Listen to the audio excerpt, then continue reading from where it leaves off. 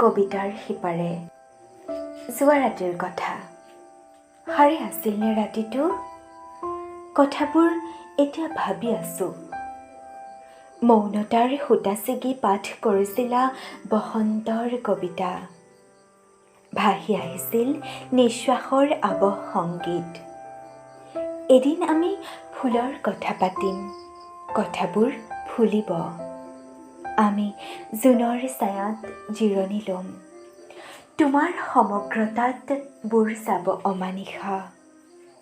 তুমি গল্প নে উপন্যাস, ছবি, তুলিকা নে চিত্ৰলেখা? এইবাবেই হয়তো ৰাতিটো কাহানিও শুব পৰা নাই।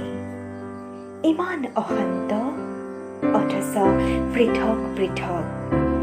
এনে কোনো নিয়ম নাই যাৰ বিপৰীতে তুমি আছা। মই এটা প্ৰাচীৰ হৈ ৰৈ আছো। তোমাৰ হুমুনিয়াহত ডুবিছে বেলি। মই এন্ধাৰৰ পোছাক পিন্ধিছো।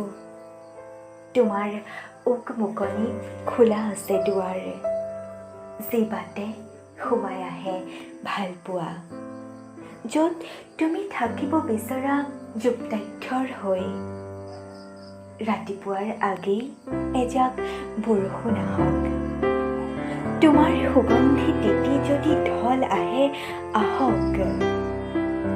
আমি বুকুৰ কথাবোৰ পাতোতে এখন আকাশ উন্মোচিত হ'ব পাৰে। ঠিক তেতিয়াই ডাৱৰৰ আঁচলত জোনাক ঢাকি আমি গৈ থাকোঁ অন্য এক ৰাতিলৈ। অৱশেষত ৰাতি ফুলা কবিতাৰ বিধ্বংসী ৰাগীত এন্ধাৰ পিক খাই ক্ৰমশঃ গলি গলি সাৰে থাকে কবি।